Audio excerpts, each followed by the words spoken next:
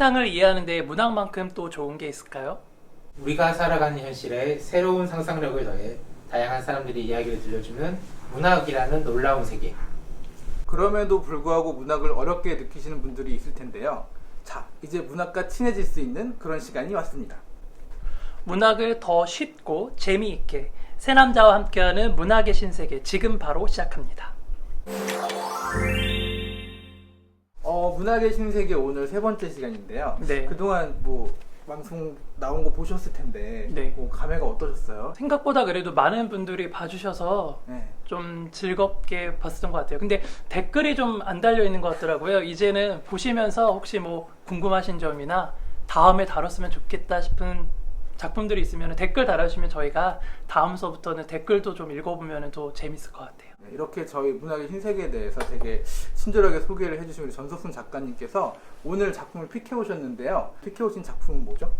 네, 오늘 함께 나눌 작가는요, 탁월한 묘사와 그리고 미학적 구성, 거기에 묵직한 주제의식까지 겸비한 작가입니다. 영화계에 봉태일, 봉준호 감독님이 있다면 문학계에는 하태일이 있죠. 하태일. 네. 네. 오늘은 그 하성룡 작가님 유명한 작품들 중에서 특별히 골라온 작품이 있다고 하셨잖아요. 네. 네, 제가 선택한 작품은 하성란 선생님의 세 번째 작품집인 푸른 수염의 첫 번째 안에 있는 별 모양의 얼룩이라는 단편 소설입니다. 별 모양의 얼룩이라. 그게 어떤 얼룩일지 되게 궁금한데요. 김학천 작가님 별 모양의 얼룩 읽으실 때 뭐 어떤 느낌 들으셨어요?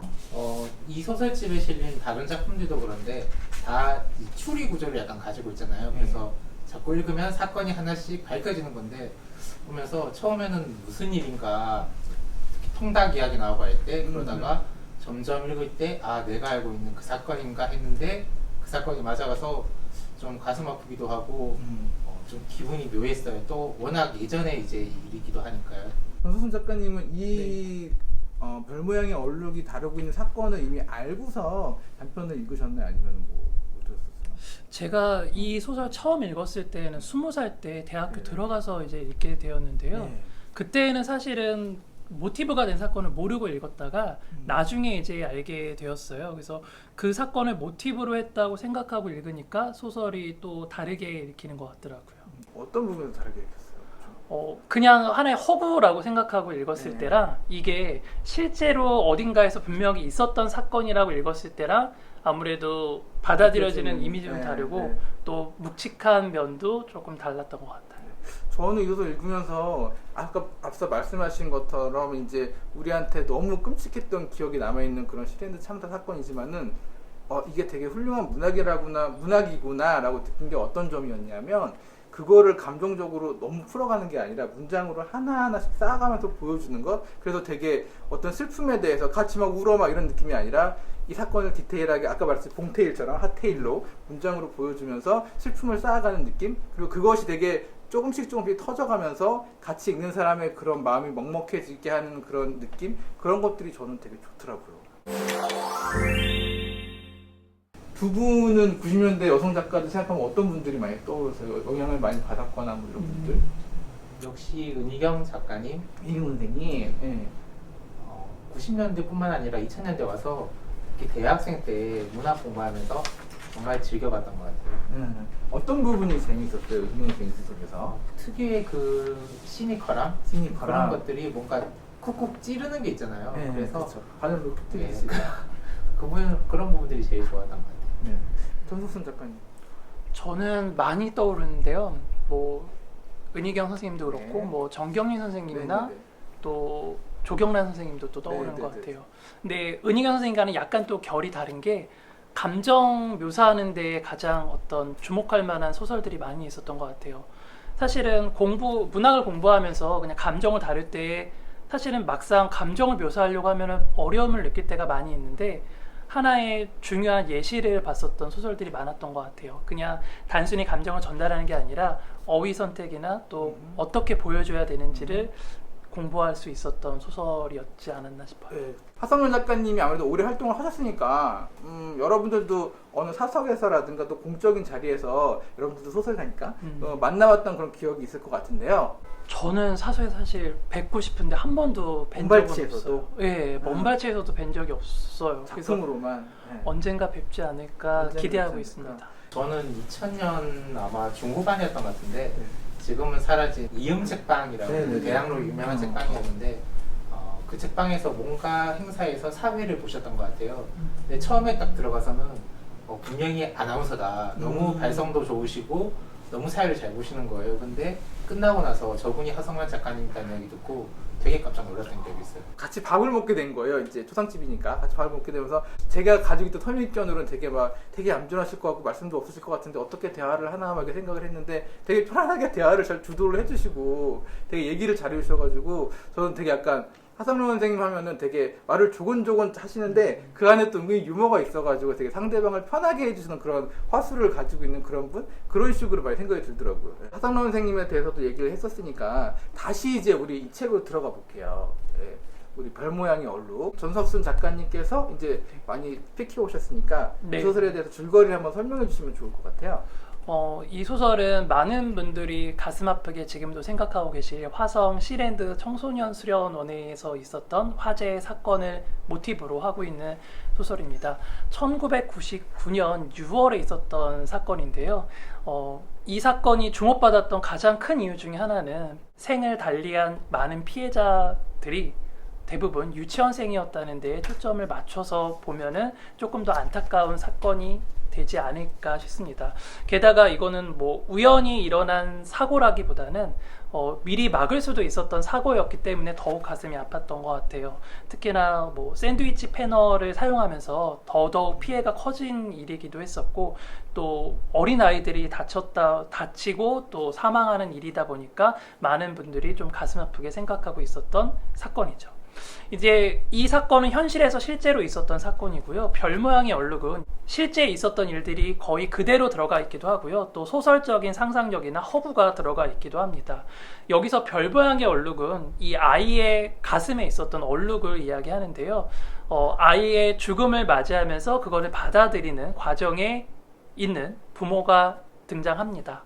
근데 이 부모가 이제 그 사건 현장을 갔다 오면서 우연치 않게 한 가게에 있는 아저씨에게 아이가 살아있을지도 모른다라고 하는 얘기를 듣게 됩니다. 그날 사건이 있었을 때 새벽에 한 아이가 그 사건 현장을 벗어나서 홀로 걸어갔다는 얘기를 듣게 되는데요. 부모님들은 이 아이에 대해서 혹시 우리 아이가 아닐까라는 생각 때문에 굉장히 혼란스러워 하시죠. 근데 이때 주목할 만한 이야기 중에 하나가 그 아저씨가 별 모양의 브로치를 단 것 같다라는 이야기를 합니다. 근데 이것 때문에 좀 혼란스러워하는 과중에 주인공인 이 엄마는 그날 당시에 아이의 옷에 있었던 얼룩이 떠오릅니다. 그래서 이 엄마는 우리 아이가 혹시 사망하지 않고 살아 있었던 게 아닌가라는 생각을 하게 되죠. 그래서 그 엄마의 마음을 따라가다 보면은 이 별 모양의 얼룩이 갖는 의미가 굉장히 무겁게 다가오는 소설입니다. 저희가 이제 소설의 모티브는 굉장히 여러 분야에서 많이 가져오게 되잖아요. 근데 그 중에서 지금 이 소설처럼 실제 있었던 어떤 사건들의 바탕으로 소설을 구성할 때가 있는 것 같아요. 저도 그럴 때가 좀 있는데요.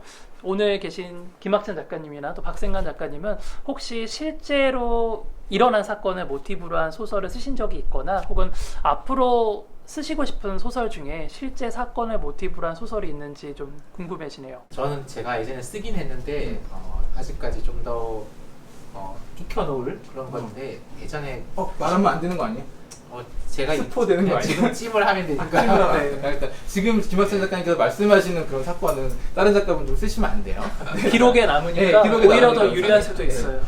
90년대 그때 그 휴거 사건 있었잖아요. 휴거, 예. 네, 그래서 그 사건이 저는 어렸을 때 이번 이 소설집에 있는 여러 사건들처럼 뭔가 TV로 많이 본 기억이 있어요. 그런 사건들을. 그죠. 그때 뭔가 밤 늦게까지 그때 아마 생방송을 했던 것 같고 근데 또 한편으로는 정말 저런 일이 일어날지도 모른다는 그런 불안함도 있잖아요. 갑자기 막 너무 또 어린아이인데 그게 사회적으로 이제 논란이 되니까 그래서 그 사건이 기억에 있어서 이걸 좀 이야기로 지금쯤이면 한번 이야기할 만하지 않나? 그런 생각이 많이 들어요. 지금 하고 있는 일 중에 하나가 이제 수사 전문 잡지다 보니까는 좀 관심 가는 분야가 이제 아무래도 뭐 사기, 뭐 해킹, 뭐 보이스피싱 이런 쪽인데 이제 그런 쪽 얘기를 쓰고 싶은 마음이 있어서 그래서 영화나 이런 거로 드라마로 많이 나오더라고요. 그래서 이제 그런 거에서 좀 다뤄지지 않은 그런 디테일한 그런 요소들을 좀 찾아서 지금 뭐 해외 콜센터에서 근무하고 있는 콜센터 보이스피싱 상담원들의 얘기를 한번 써본다거나. 권덕순 작가님 혹시 이런 사건들에 대해서 써보신 적 있으세요?